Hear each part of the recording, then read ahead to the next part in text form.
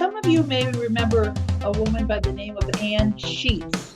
I do, absolutely. Yeah, and she's been working in the field of getting universal health care for all for a long time. Dan and I years ago used to go to all demonstrations and all sorts of things in this. That was the reason I joined AARP. Is that right? I didn't know that. I sold health insurance, life insurance, and all of what they call personal lines for 16 years. Single payer is the only answer, and all the other stuff is a bunch of baloney. But that's why I got involved in AARP. Yes. You would think that now might be a good time to do it. Anyway, they're always pushing, and they have a petition. Hopefully, it's Illinois Needs Healthcare Champion. So on the back, I printed it out so you know what you're getting into. But it's an online petition, so you have to actually go online to send in the petition. But if you're interested, take one and can't hurt. Okay, well, I'll email anybody that would like me to email you so you have the link automatically in your email. Let me know and I'll send it right out to you. Do you want me to send you this one, Sue? Yes, that would be fine. Send me all the links. Yeah, that's good, because there's going to be several, I think. So we're going to move ahead to our topic of the day. Our topic today is how to evaluate media news. An especially timely topic in today's political climate and troubling times. We need to know what's happening in our world in a factual and unbiased manner, but that seems increasingly hard to find. We need tools to help us evaluate what we're being told and share our experiences and ideas with how to cope with what we're being exposed to. Our members, Dan O'Donnell and Sue Paston, will hopefully shed some light on the issues in today's presentation and discussion and help us.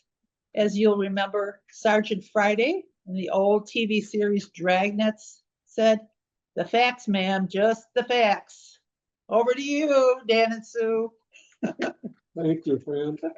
The way we're going to do this is we're going to watch a video. Then we're going to have a little discussion on that video, first video.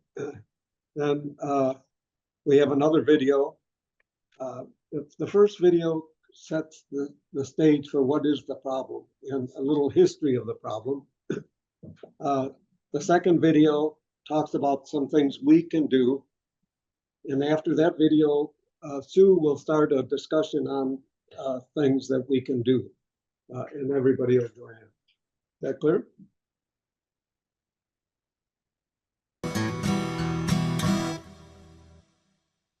Welcome to the Real Organic Podcast. I'm really pleased today to be talking to Naomi Oreskes. Naomi, it's been a long time. We were friends long ago, and you moved on here, there, and everywhere. So now you're at Harvard. You're an historian of science, and you wrote a number of books, but two that I'm very familiar with. And one was Merchants of Doubt, and one was The Big Myth. And they have bigger titles. But Merchants of Doubt, How a Handful of Scientists Obscured the Truth on Issues from Tobacco Smoke to Climate Change. And The Big Myth, How American Business Taught Us to Loathe Government and Love the Free Market. So these are both very relevant to the work of the Real Organic Project. And thank you for taking the time. Thank you for writing the books.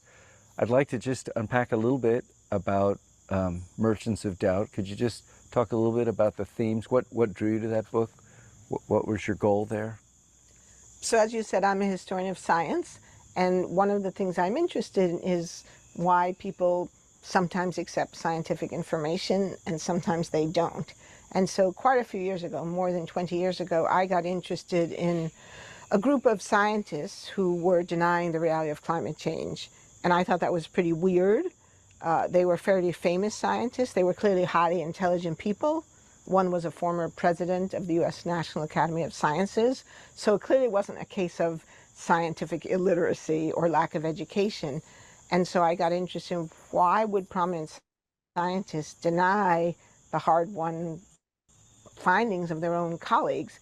And what I discovered, along with my colleague Eric Conway, my co-author, was this really astonishing and frankly depressing story about, it's a kind of serial contrarianism, that these people who denied climate change had also denied the scientific evidence of acid rain.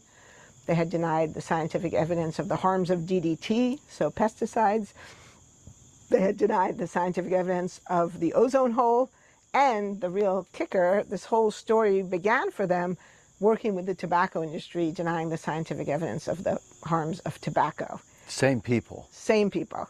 Same people, same strategies. And so we thought, okay, something is going on here and it's not normal science. And so as historians of science, we recognized that this was something different and we wanted to know what it was. And what did you discover? I mean, it's like a detective mystery, right? I know, some of my friends always said it should be the romance, a whodunit. So it's a kind of why did they do it? So what we really found was a story about politics and a story about political ideology. That these men, and they were all men, came out of the Cold War with a very strongly anti-communist political orientation. And they believed, rightly or wrongly, I would say wrongly, but they believed, I think authentically, that government regulation of the marketplace was a slippery slope to socialism and communism. And that if you allowed the government to regulate dangers, smoking, pesticides, that pretty soon the government would take over your whole life. So it's a kind of quasi-libertarian argument about just letting the free market sort things out. And because they felt this so strongly, they felt justified in making common cause with the tobacco industry, making common cause with the pesticide industry, and challenging the scientific evidence. So my position has always been, we could disagree about what the solutions to these problems are, and I think people of good faith can. What they did that to me was a bad faith move was not to say, I'm against government regulation because I fear what it leads to. What they did was to say, I don't believe the science. And by making that move, by attacking the science, denying the science, they opened up this world of hurt that we now live in, where people deny the science about all kinds of things, including organic food, the harms of pesticides, the safety of vaccines, the contagiousness of COVID-19. There's sort of no end now to where we see this kind of mischief taking place. Okay. And so we stepped into the big myth. Already. Already, which is great. Right. But just to go back for a minute to Merchants of Doubt, that title is, did you come up with that title? Well, you know, it's funny. I wish I could say that we did. It was an unnamed person in the marketing department at Bloomsbury Press, and I've always felt guilty because sometimes people compliment me on what a great title it was. It's a great title. And the only thing I can say is we had a bunch of working titles, fighting facts, challenging knowledge. We had played around, but never really settled on a title that seemed right. And one day my editor called and said, well, someone in the marketing department suggested Merchants of Doubt. What do you think about that? And to my credit, I did say, oh my God, that's perfect. That's it. So thank you, whoever that was, someone in the marketing department. But it comes out of a line in the book. So there's a famous memo, we could say infamous memo, that's been quoted a lot. A tobacco industry executive back in the 1960s says, doubt is our product because it's the best way of convincing people to ignore the science. So if you could just, you don't have to prove tobacco is safe, you just have to raise doubt about the science. And if people aren't sure, they'll keep on smoking. So this is a very famous memo, and in the book we discuss this memo and we say, so in effect they were selling doubt. And so that's where the idea of Merchants of Doubt came from. No, it's a brilliant title because it's so meaty. I mean, it just, there's a lot there. It's interesting, I have thought about the things that we're dealing with, that we're often dealing with merchants of confusion. That they're just saying, yeah, this is complicated, but what about this and what about that? But they're very similar. They're very similar, but I like Merchants of Doubt. Well, there are two sides of the same coin, really. I mean, part of the whole point is you want people to doubt the science, and you want people to be confused, because their own research, and the tobacco industry did market research on this, they found that if people were confused, confusion favors the status quo. Yeah. If people are confused, they just say, oh, it's too confusing, I don't know what to do. I'm just going to keep eating my hamburgers. Or it's too confusing, the science is unsettled, I'll just keep smoking until the scientists sort it out. And so these people know it's really weaponizing confusion, weaponizing doubt to protect their interests, maintain the status quo, and keep people smoking or driving big cars or whatever it is. And were the tobacco companies actually confused themselves? Absolutely not. I mean, the power of this whole story, and I think the power of the book, is that we show without any doubt whatsoever that they absolutely knew. And the evidence for that is overwhelming. And in fact, it's why the tobacco industry has now paid, billions of dollars in fines and settlements, because they knew perfectly well. They knew since the 1950s that their product was deadly. They knew that it was addictive. And not only did they lie about the fact that it was deadly and addictive, they even worked to make it more addictive than it already was to keep smokers addicted to a deadly product. Wow. We'll open the floor for any comments or discussions. Fran. Well, I think that it's so applicable, even though she's talking about tobacco and climate change. It's so applicable to politics as well. I mean, the confusion. I mean, you go to one channel and you get one point of view. You go to another, you get another set of facts. You go to another, or whatever medium, blogs or TED Talks or anything that you can get as far as a medium. It doesn't give you a consistent message. So where you're left with, what should I believe? And when you're in a state of confusion like that, you don't act. They put a woman who's got very conservative views and values in charge as the head of the companies, the parent company of CNN and the other ones that are all grouped in these two big companies. So she's going to have a say about what we get to hear. And she has been talking about anti-vax and different stuff that I don't agree with. Got my feelings. There's a universal here. Everybody's afraid of change, except for little children who are just eating it up. But you get a little older, you learn a few things, you want to stick with it. Everybody does. Change is very difficult and scary, and the older you get, or the more invested you are in the moment, the product, the whatever, the position you take, the more that argument seems to work. I won't change unless you have inconvertible truth, and then you probably won't change anything. Sue. Yeah, I was going to say, there seems to me to be a tremendous amount of intellectual dishonesty in our media, in our politics. I blame, of course, the right wing. I'm a left winger. There are even scammers on the Democratic side who take our money and send us all these emails. Oh, the house is on fire. Yeah, we know. And most of that money is going to consultants rather than Democratic candidates. So it makes me careful I donate online, but I donate to grassroots groups and generally to groups that I know, because I don't know which ones are scammers and which ones aren't, So I'm appalled. It seems we're in an age of great, widespread intellectual, out and out dishonesty. Another nice word to use, it's shorter, is lying. Yeah, I had always thought that the cigarette company just did it, suppress For their profits, for their profit. Yeah, for their profit. And that part about the political aspect of it, not giving the government too much power because they'll take over everything, which is a concern, is news to me. And yeah, that's interesting. I'm going to look at some solutions, and then Sue is going to lead us into discussion on what you think of these solutions, and if any of them are worth trying, either individually or together. Okay. Here we have a difficult subject, which is that as we have this public conversation, and we have maybe disinformation, of people saying things that they know isn't true, but in order to get their agenda forwarded. But what I see is that the people who want deregulation have a great deal of money. It's very profitable, and they want it to be even more profitable.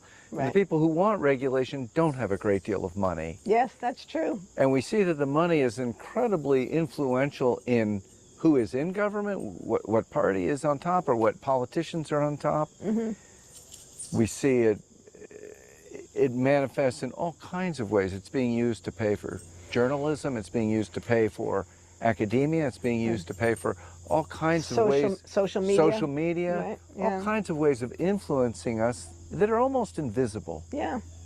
We don't do it. You know, when people talk about, I don't want the nanny state, I don't want the government telling me what I can eat. Right. And I go, don't you know that somebody is telling you what to eat? Right. And they're actually doing a pretty good job of it? Right. They're doing such a good job, you're not even aware of it. Correct. And they're telling you, and they're successful. Right. And you're eating this crap because they told you this would be a good idea. Right. So I know you're aware of this, and I'm just, as I think we probably have to move towards closure here. I know we talked about this earlier, that everybody always asks you, what can I do?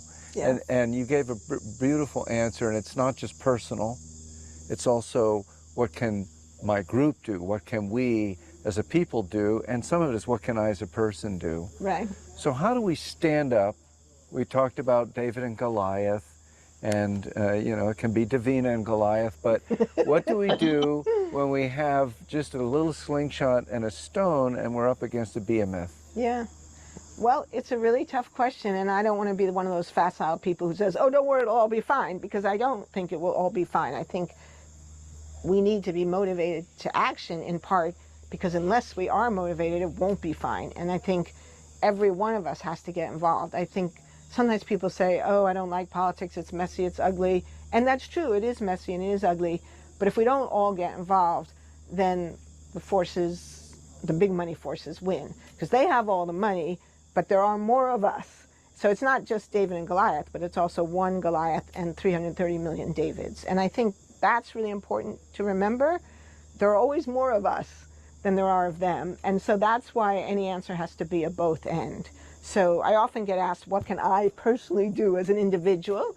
And one of the things I like to do there is to quote Bill McKibben, and says, don't try to solve this problem as an individual, because these are structural problems and we can't solve them on our own. I often say I can change my light bulbs, but I can't change my electricity grid. So we have to organize. We have to find common cause with people who share our values and concerns. So maybe it's organic food, maybe it's protecting winter sports against climate change, which is something I've been involved. Maybe it's local democracy, maybe it's voting rights broadly, maybe it's tax reform. Like, to find the angle that motivates you to get involved and to get involved. And especially, I think, the tax reform issue is really important, because it's a reminder that no matter what it is that gets your blood boiling, it is relevant. Because, you know, you were just talking a moment about the big money and the influence of big money in power in politics. A lot of that has to do with our tax structure. When Dwight Eisenhower was president, the top marginal tax rate was 92%. Imagine even having that conversation today, even with liberal Democrats, right? Now it's what, 35, 40, something like that. So part of the reason that money has so much power in this country is that we have allowed individuals to amass colossal, breathtaking, astonishing fortunes. I mean, $360 billion. What even is that? You can't even get your head around that, right? And, you know, even a person who had $30 million would be a colossally rich person. And now we have people who have, you know, hundreds of billions of dollars. And so they can buy whole social media outlets. They can buy senators. They can change the outcomes of elections because they have so much money. So one thing we desperately need to do in this country is to work for reform of the tax system and to roll it back to something more like what it was before, because so much of the income inequality in this country, which translates to political inequality, is because of our tax system. And it doesn't have to be that way. It wasn't that way before, and it was different in the past. It could be different again in the future. So we have to think about those structural aspects. But at the same time, that's a long game. I mean, I feel like one of the lessons of our work is that we look at the amount of time that these business leaders worked to develop their arguments, to cultivate the University of Chicago, to cultivate Ronald Reagan, to get him elected. I mean, it was decades of work, and they were patient and they didn't give up. So it means we have to be patient too, and that's hard. So we also have to think about what we can do in the short run. And that's where the individual piece comes in. And so I think it is important for individuals, for us all to think, well, what can I do in my own life so I don't feel depressed, or so I feel like I'm at least taking arms against the sea of troubles. And so then food becomes really, really important, because food is an area where we have a lot of agency. Most of us are able to make choices about our food. I mean, not everyone, and some people have more choices available than others. And because grocery stores, supermarkets do respond to consumer demand. I mean, I worked with Robbie Kenner when we made the film version of Merchants of Doubt, and his previous film was Food Inc., which was a very influential film, did very well. It actually was a commercial success, earned some money for Robbie, which was great. And studies they did afterwards showed that it affected people's thinking about food. And there's a great scene in that film where people from Walmart are discussing the decision to sell organic yogurt at Walmart. And I can't remember if this is in the film or if this is something that Robbie told me that they said after the fact, but the guy said, yeah, we didn't give a shit about organic food, but our customers wanted it. So, you know, consumer demand can make a difference, and it makes a difference to your own health when you eat better food. So you're doing something positive for the planet, but also positive for yourself. And that's an area where you have agency. And, you know, I focus mostly on climate change. The carbon footprint of beef is 60 times the carbon footprint of lettuce. Now, obviously, we're not going to live only on lettuce, but it's like 30 times the carbon footprint of eggs. So we have lots of good food available to us, food that tastes good and is healthy and nutritious, and we don't have to eat food that is destroying the planet and bad for our health as well. Or we don't have to eat it very often. And I always like to say this too. I'm not telling you, I would never tell someone never eat a hamburger. If you like hamburgers, you could eat a hamburger from time to time. You could have a steak from time to time, but just think of them as things that have a heavy carbon footprint. So just like getting on an airplane has a heavy carbon footprint, using AI has a heavy carbon footprint, using a lot of air conditioning. These are all things you can do if you have to, but think about it first and think about, well, maybe I don't need to use air conditioning. Maybe I could actually just open my windows at night, which is what we do. Cool down the house at night, close the windows in the morning. You'd be amazed how much you can cut your energy bill just by opening and closing windows. Yeah. All right. And sometimes we don't do these things just because we don't think of it. And that's where conversations like this are so important, to remind people, you know, sometimes it's easy to feel powerless in the face of our political structures. But on the other hand, every one of us can open and close windows. That's right. Both Naomi. literally and metaphorically. Yeah, that's right.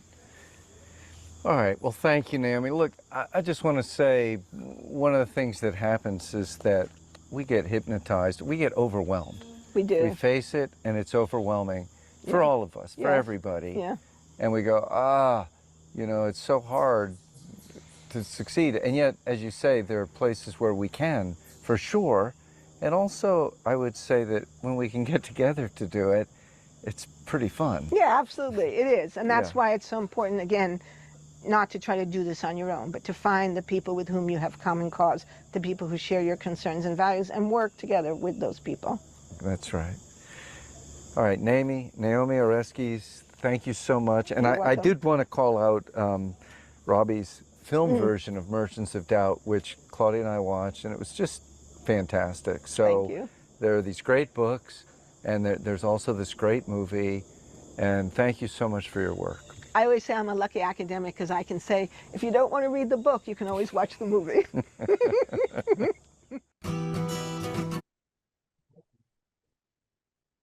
I'd like to see the movie. Yeah. Do you know who her co-author was? I didn't catch the name. It was Robbie something. Do you know who it I is? can find out. Anyway, Sue, you had 4 suggestions that you wanted to give. We only have 10 minutes. So Oh, okay. Okay, I got this from Free Press, which is a good group, one of which I support. And it's basically how to avoid spreading misinformation. We've all read something, we get really excited. I have had this, and you want to forward it to the whole world, at least I do. Before you do, think before you share. Take a moment, take a breath. We're all hungry for information and often move quickly to share breaking news, videos, etc., and get our hot take on a rapidly moving situation. But this is the moment to pause and think to yourself, why am I seeing this? When you don't know all the facts, slow down and seek them out before sharing. So I think that's a good idea. I even once have posted or emailed stuff that I sent, and then I saw the evidence on the other side, and I had to send a follow-up email saying, "Oops," which I did because I was trained as a newspaper reporter, and if you make a mistake, you point it out so you warn your readers. Next thing is fact check, image check, date check. I've never used an image checker, but in our social media news feeds can be cluttered with, and I'm reading here, low quality coverage, misleading headlines, manipulated images, outdated articles, and others. I've seen outdated articles and I realized, oh, this goes back to September 11th, or this goes back to, 2024 or something. So check the dates on articles. Okay. And what's the difference between disinformation and misinformation? Disinformation is deliberately false content. Okay. It is, I think, malicious. Okay. With the intent to mislead. Misinformation is simply false information somebody didn't know. They trusted the source, but it turns out they weren't trustworthy or whatever. Okay. Which gets to the next point. Try to find sources that you trust and try to find several sources. I dropped the Washington Post after they fired somebody who wouldn't, who actually wanted to stand up to Trump and they didn't. But I still get the New York Times online. They're good. I get the Chicago Tribune every day in analog form here. Okay. Oh, and I recommend Block Club. This is an online Chicago area newsletter. It was started by the people who were fired when DNA Info pulled out the corporation. The money people behind DNA just packed up shop and decided to hell with it because they wanted to unionize or something. Block Club has been going now for 6 or 7 years. It is an excellent form of information. I've been reading about, the ICE raids and the various things going on. They also do investigative reporting. I think they're excellent. Okay, Okay, good. I'd like to know how people feel about what they're getting in the news now. Do you feel like you're getting the truth or unbiased From or? the major media, it's a joke. I don't pay any attention to the media. I'm talking about ABC, NBC, all this other stuff. Right, It's all they just to really get your attention. I've never been more skeptical of major news sources. They used to be good. They I used just- to be good sources. I mean, I'm sure you all do. You remember growing up, and if it was on the news, it was truth. And unless somebody was just misinformed or they didn't mean it maliciously to just spin it in a certain way. And now it's unbelievable, unbelievable. Okay, but now you're talking about your doubts. I want to hear something about what you're sure of. Who do you really believe in? Where do you get this news? Everybody has doubts, and that's what we're inundated with doubts. Nobody believes anybody. Each side thinks the other is alternate material, alternate facts, whatever they call it. There is reality here. Who do you trust? So Heather Cox Richardson has a podcast, and she's an historian at some major university. I forget which one. Heather Cox Richardson is excellent. Yeah, I have 3 different points. One, what we're dealing with is really that new. You go back to learning about the revolution. And I mean, that was really the first Civil War that we had, you know, and what's his name that does the PBS documentaries? Ken Burns. Ken He's coming Burns, out yeah. with this thing that most people are saying we all should watch it because we're not going through something new. It recycles, you know, and you could go back to the Scopes Monkey trial in that era, same kind of thing going on. So this is the thing that comes up. I want to recommend, and this is just one thing that is a lot of people said they love, is there's an app website called Ground News, and it aggregates all the stories and shows you on a spectrum whether it's coming from the left or the right, the same story. So you know, and they're able to use data points by the words that are used. So you know where it's at, and then you can compare. And you go, well, this is how they're telling it on Fox. This is how they're telling it. And it goes through a whole list of things. I could show you how it works. So. Yes, I want to expand to somewhat what Sue said. I think it's really important to get ourselves out of the mode of binary thinking. So I look for an article that is more balanced and will give a better picture of really what's going on. And one source I think is excellent. I don't know how many of you have heard of Media and Democracy Project. It's an excellent source. You can check out their website. Plus, they have monthly meetings where they bring people on to speak, and they go through some articles in mainstream papers whereby they don't include the whole story. So I would recommend just check out one of the meetings. It's Media and Democracy Projects, and see, you know, what they talk about. You know what, There Yeah. you go. Okay. For local news, I listen to PBS, which is, according to many evaluations, the most trusted news in America.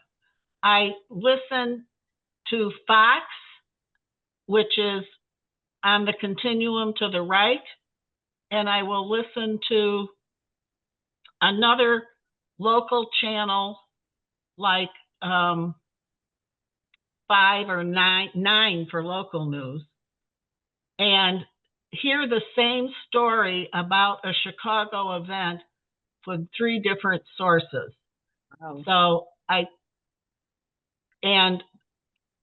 I watched a American Masters program recently that included Walter Cronkite, who is very much trusted and has been on different boards of different, like CBS and so forth. And he was always a trusted source. So whatever Uncle Walter said, I was in favor of that. I think that's, unless anybody has a real dying desire to talk, I think we pretty much covered. Oh, I have a little quip. You know, this misinformation is not new.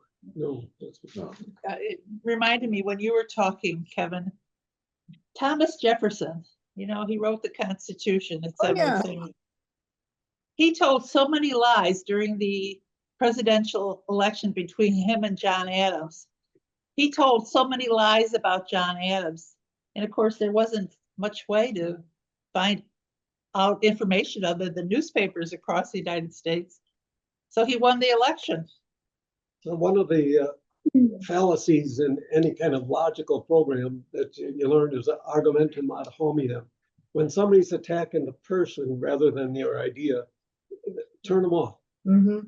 If you forgive the mass media for their extreme presentations on fire's lead and weather is all the other thing, and listen to their positions on politics and the State of the Union, whatever, it's actually pretty good. Some of their marketing is really, it's for the fantastic, for the over-the-top type stuff. But the national news programs are good. Thank you. do give you good information and basically unbiased, or at least reasonably